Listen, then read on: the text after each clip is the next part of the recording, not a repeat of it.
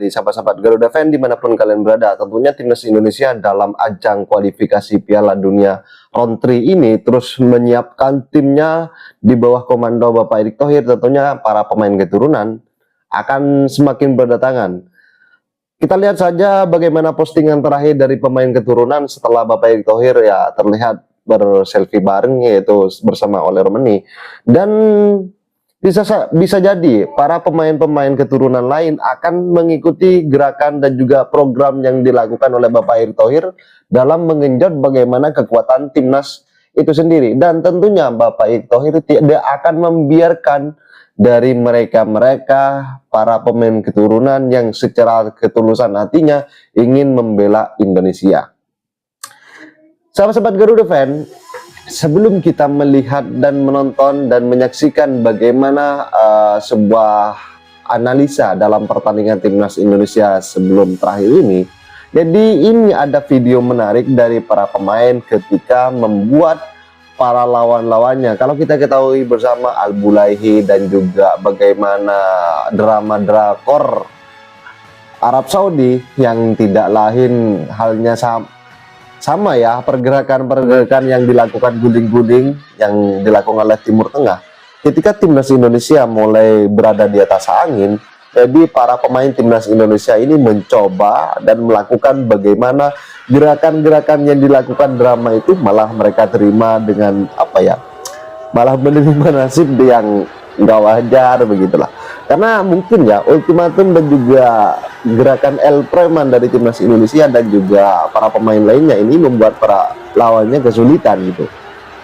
Oke, sahabat-sahabat Garuda Fan, kita telah menyaksikan bersama itu adalah momentum setelah bagaimana para pemain membuat lawan dan juga yang dilakukan beberapa drama. Ternyata para pemain timnas Indonesia ini secara objektif dan secara realistis dalam menghadapinya. Jadi mereka yang mau berguling-guling, mereka yang mau drama, malah mereka yang kena batunya.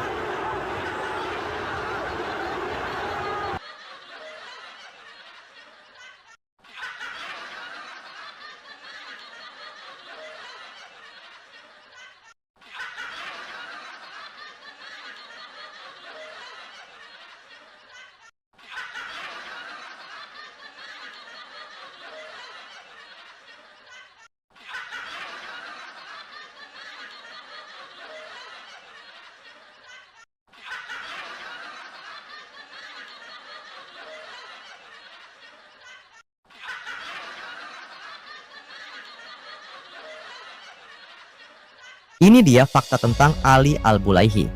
Ali Hadi Muhammad Al-Bulaihi lahir di Najran, Arab Saudi pada 2 Januari 1989. Pemain bertahan ini kini bermain untuk klub Al-Hilal di Saudi. Al-Bulaihi memulai karir profesionalnya di Al-Amal sebelum melanjutkan ke Al-Nahda, lalu Al-Fateh, dan akhirnya bergabung dengan Al-Hilal pada 2017. Di Al-Hilal, ia telah tampil lebih dari 140 kali dan mencetak 14 gol. Al-Bulaihi juga menjadi pemain penting bagi timnas Saudi Arabia. Ia tampil di Piala Dunia 2018 dan 2022, masuk saat timnya mengejutkan dunia dengan mengalahkan Argentina 2-1 di Qatar. Selain itu, pada Januari 2024, ia mencuri perhatian dengan insiden kontroversial saat menghadapi Son Heung-min di AFC Asian Cup. Ia juga pernah terlibat dengan Messi, Cristiano Ronaldo, Lewandowski, dan lainnya yang menyebabkan kritik dari publik. Nah, kalau mau tambahkan fakta atau request, komen aja ya. Dan sahabat-sahabat Garuda, apakah dengan kemenangan ini masih saja para kritikus dan para penyinyir dan juga pembenci dari PSSI di bawah komandonya Bapak Erick Thohir, apakah mereka memang lawan-lawan PSSI? Apakah memang mereka lawan-lawan Bapak Erick Thohir? Atau mereka yang sedang mencari sensasi? Dan hal ini telah dibongkar dan juga disetelkan oleh bagaimana gerakan Bapak Erick Thohir dalam terbarunya interview bahwasanya Indonesia adalah negara yang predator yang tertidur. Saat ini bersama Bapak Erick Thohir dibangkitkanlah singa-singa itu. Jadi Garuda yang tertidur saatnya berterbang tinggi ke level internasional. Again, what next? World Cup. Marcelino Ferdinand.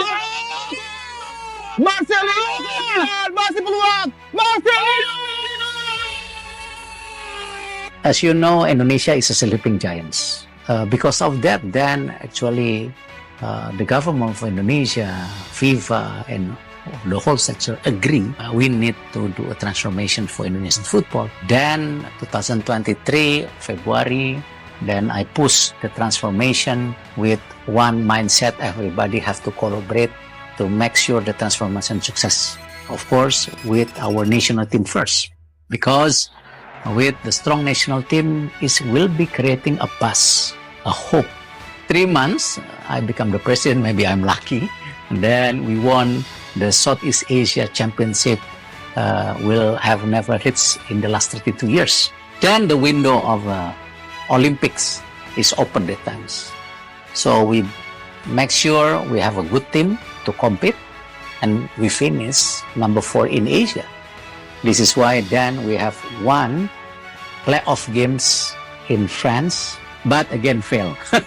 Only because of one game. Then, what next? World Cup.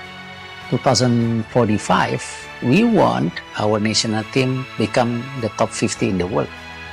Tapi pertama-tama kita bersyukur ya. Ya. Bersyukur setelah hasil kemarin membawa euforia yang positif lah. Ya. Euforia positif buat sepak bola kita. Betul. Jadi saya coba review lagi apa yang kita buat dan kita lakukan. Ya.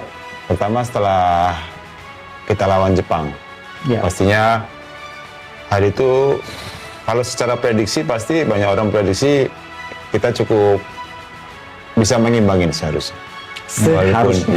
Kalaupun secara FIFA ranking, secara kualitas pemain Jauh, individu ya. sangat-sangat jauh. Ya. Tapi saya bilang dengan kualitas pemain diaspora kita yang sekarang, sebenarnya kita harusnya bisa memberikan perlawanan sih, kita memberikan perlawanan, tapi ada beberapa poin yang mungkin yang lepas, jadi sehingga kita bisa kalah kemarin di kandang kita. Dan setelah kalah memang situasinya di ruang ganti tidak baik lah pasti. Saya bisa bayangkan suasana. Karena setelah kita kalah dari Cina, ekspektasi masyarakat, ekspektasi orang kan kita bisa seenggaknya seri dengan Jepang. Ya. Dan kita bisa menang di lawan Arab Saudi. Itu kan ekspektasi orang di luar. Ya. Dan memang setelah kita kalah, situasinya sangat sedih pastilah. Sedih, kecewa, terus Pak Erik datang dan sampaikan situasi yang bukan yang membuat kami membuat kami semakin tegang, bukan, tapi membuat kami semakin termotivasi. Termotivasi dengan apa yang disampaikan oleh Pak Erik, membuat motivasi kami berlipat, naik semua ya. Ya pasti tekanan ada. Betul. Tekanan pasti ada setelah kalah, dan kita wajib menang lawan Arab Saudi kalau ingin peluang kita tetap terbuka di kualifikasi ini. Iya. Dan setelah pertandingan di lawan Jepang, kita melakukan evaluasi Bang, seperti biasa coaching staff kita melakukan evaluasi apa yang menjadi kekurangan kita selama lawan Jepang, apa kelebihan kita yang harusnya kita perbaikin lagi. Kita evaluasi, termasuk kita menganalisa Arab Saudi. Bagaimana Arab Saudi bermain, bagaimana Arab Saudi kelebihannya ada di mana, kekurangannya ada di mana, dan itu kita analisa sama-sama sehingga gitu yang kita persiapkan di sisa waktu setelah kita lawan Jepang. Karena fokus kita setelah lawan Jepang, Coach juga sampaikan di setiap pertandingan memang dia harapkan pemain tidak menyesal setelah pertandingan. Tidak menyesal setelah pertandingan. Karena dengan kita menyesal setelah pertandingan itu tidak akan merubah hasil. Jadi dia minta selalu pemain berusaha dulu di lapangan, kalau hasilnya belum sesuai ya berarti kita harus kerja lebih keras lagi. Dan itu menjadi catatan coaching kepada pemain. Dan setelah kita lakukan evaluasi, ada hal positif yang menurut saya bisa merubah situasinya pemain bisa tampil maksimal di pertandingan kemarin. Adalah 1 hari sebelum bertanding, pemain melakukan meeting.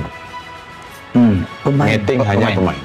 Khusus pemain. Ini menarik Bung Bro. Tanpa pelatih, tanpa staff semuanya. Jadi pemain sebelumnya belum ada ya. Baru kemarin itu ya. Jadi ini emergency.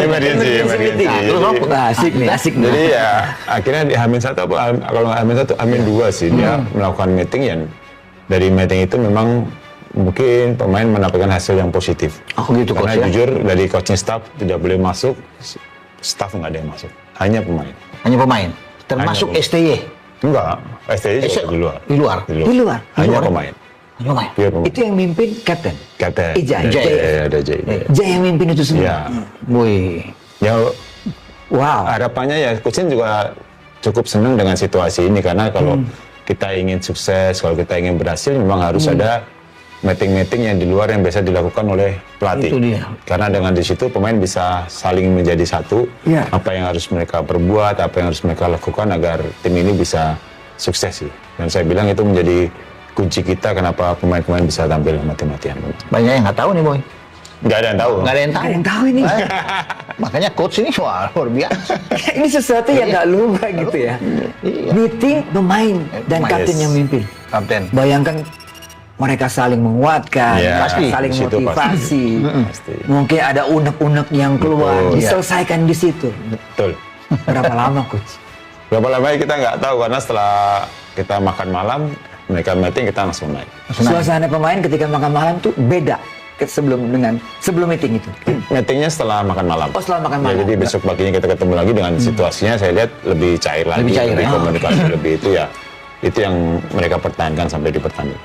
Jadi waktu berangkat dari hotel naik bus ke GBK tuh suasana tuh bener-bener relax. Oh relax, malah tapi Arab Saudi lebih relax lah. Karena ya bukan berarti kita meremehkan Arab Saudi, tapi Iya. setelah kita analisa memang secara kualitas kan Arab Saudi di bawah Jepang. Iya, Itu membuat betul. pemain lebih percaya diri sih. Walaupun tekanan itu masih Iya. ada. Masih ada. Saya mau tanya lagi nih soal evaluasi tentang Arab Saudi. Apa sih yang poin-poin yang dari kelemahan Arab Saudi itu apa yang tim lihat gitu loh? Kalau Karena dari kita kami nonton nih. Kita melihatnya nonton. kan memang banyak terjadi ruang-ruang di belakang pemain belakang Arab Saudi, Bang. Oh. Jadi itu memang kita manfaatkan sih. Kita akan manfaatkan itu dengan memakai 2 striker. Tujuannya untuk apa? Untuk kita lebih menyerang.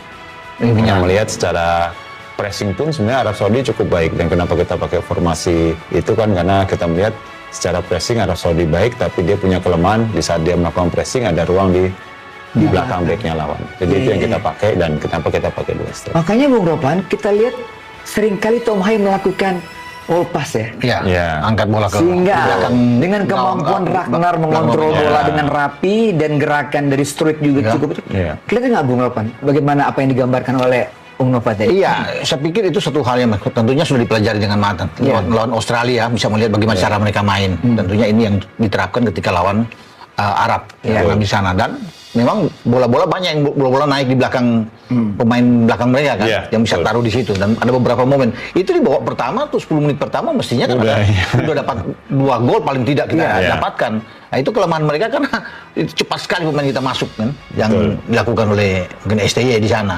Tapi yang satu yang saya lihat pikir coach yang saya lihat bagus, kok bagus, gelandangnya banyak ya, enak ya bermain. Iya, Kita iya, kuat iya. untuk bisa memendung Muhammad Kano, kan mereka punya kekuatan Muhammad Iya. Kano di Iya. sana, ada Nasser Aldosari, itu Iya. kan bagus-bagus semua. Betul. Tapi Jenner, Tom, Marcelino itu kan di tengah, itu gimana? Betul, bisa coach bisa menumpuk situ. Memang sudah dipikirkan matang bahwa harus kasih di tengah, kita harus kuatkan. Iya, karena melihat formasi Arab Saudi memakai 4-1-4-1, Bang. 4-1-4-1, iya. 4-1 otomatis ada ruang di belakang gelandang mereka. Belakang Atau gelandang. di sampingnya pemain yang di satu holdingnya. Oh. Iya. Jadi kita Kamdi pakai itu kan? Ya, Iya, kita iya, ada Faisal, Kamdi ada di situ. Faisal nomor 16. Faisal. Iya, Faisal Kamdi, iya. Nomor 16 dan Faisal. kita pakai ruang di sana otomatis kita pakai 5-3-2 karena kita untuk opsi untuk pakai di ruangan itu. Jadi sehingga itu menjadi kita lebih banyak opsi di gelandang. Berarti coach sudah lihat waktu lawan Australia ini Faisal ini bisa kita manfaatkan ya, nomor 16 itu ya. Iya, iya, karena dia nomor saya 1 kan. Karena secara defense-nya Arab kan dia bermain kalau di saat menyerang dia 4-1 di depan, dia ada ruang di 1-5 di belakang. Itu yang kita Ini mantap. teknis nih kita Iya. harus tahu juga nih Bung Ropan. Nah, dari sumbernya Ini nih. komentator saya jadi. Jadi menarik ini. Menarik. Suasana di bus menuju GBK relax, Iya, iya, iya. nyaman, tidak ada ketegangan di Iya. situ. Itu kan sesuatu yang bagus. Iya, ya, itu yang sangat positif itu. Setelah Positif, mereka melakukan meeting, setelah di tempat makan lebih cair dan pemain seperti ingin menunjukkan memberikan yang semaksimal mungkin lah Iya. setelah hasil 2 kali kita kalah, dan mereka juga tahu kalau hasil lawan Arab Saudi adalah sangat penting buat kita ke depan. Pengertian main habis-habisan oleh STY itu dipahami oleh para pemain seperti apa? Ya, Habis-habisan. habis-habisan STY saya ngomong Coach sampaikan ya pokoknya pemain harus memberikan Yang terbaik. bukan 100% lagi tuh 110% lah. Bagaimana kalau kita ingin menang ya kita harus lebih banyak lari daripada lawan. Kalau kita mau nyaman ya lawan akan lebih enak kan. Iya. Tapi kalau kita lebih banyak lari, Banyak gerak. lawan pun juga akan kesulitan. Itu boy. lebih Kemarin banyak lari. kita berdua lihat kemarin kan bagaimana Tom Hai yang biasanya nggak banyak lari kan. Kemarin lari terus kan kita berdua tuh Tom dari mana tuh? Ivar Jenner kan. Iya, Kejar iya, terus kan. iya. Wah, luar Itu yang biasa. coba di-coachin buat pemain sih. Wow. Soal kemampuan skill kita sudah tahu bahwa ini tim nasional. Iya, Ya, iya. pasti punya skill, tinggal bagaimana meraciknya seperti begitu ya, Bung. Iya, iya. Nah, ini lagi pertanyaan lagi nih. Mungkin Bung Ropan juga nanti akan jawab. Tiba-tiba kita kalau ngelihat itu wartawan pasti ngeliat line up. Iya, iya. Di Ya SP-nya. kan? SP-nya. Tiba-tiba ada nama Marcelino di situ. Iya. Kami nggak ekspektasi, jujur aja. Berapa kali nggak main, pasti si A, si B yang main. Iya. Nah, pertimbangannya apa itu, Coach Nov? Ya setelah kita menganalisa Arab Saudi dan Coach Jin sampaikan ingin memakai formasi apa dan kita menentukan ya setelah itu pemain-pemain siapa saja yang cocok untuk bermain di posisi tersebut. Memang 5-3-2 kan kita butuh gelandang-gelandang yang mempunyai tenaga ekstra Bang, karena dia harus meng-cover 3 area selebar itu dengan 3 orang kan. Itu menjadi opsi kami dalam memasang pemain. Termasuk kalau kita bisa lihat Lino bisa bermain di tengah, Iya. termasuk bisa bermain di gelandang gelandang sayap. sayap, betul. Termasuk juga main di bawah striker juga bisa. Jadi opsinya kenapa kita pakai Marcelino karena secara main Lino terbiasa main di sayap dan di gelandang dan itu yang kita ambil sih. Jadi Bung Ropan lihat 3 gelandang itu Tom Hai, Ivar Jenner sama Lino. Lino, iya. Betul. Bagaimana Bung Ropan? Lihat. Dan Justru saya melihat ini luar biasa kan kejutan kalau menurut Iya. saya. Orang berpikir bahwa mungkin dengan 3-4-3 Yakob lah bisa main misalnya, ya kan? Iya. Untuk bermain di kanan dan Rafael dan Ragnar. Tidak menduga kalau memang Lino yang akan tampil, tapi saya tentunya punya pemikiran yang berbeda. Ketika kita butuh poin, pertandingan krusial kita harus menang, dia perlu mungkin gelandang yang lebih menyerang. Oke, sahabat-sahabat Garuda, saya rasa cukup statement barusan. Jadi bagaimana tanggapan kalian? Silahkan ditulis di kolom komentar. Dan jangan lupa like dan subscribe channel ini agar kalian tidak ketinggalan informasi penting khususnya Timnas Indonesia. Salam sepak bola keren, salam sepak bola bersih bersama Bapak Erick Thohir, Timnas Garuda Jaya. Bersama saya, salam olahraga.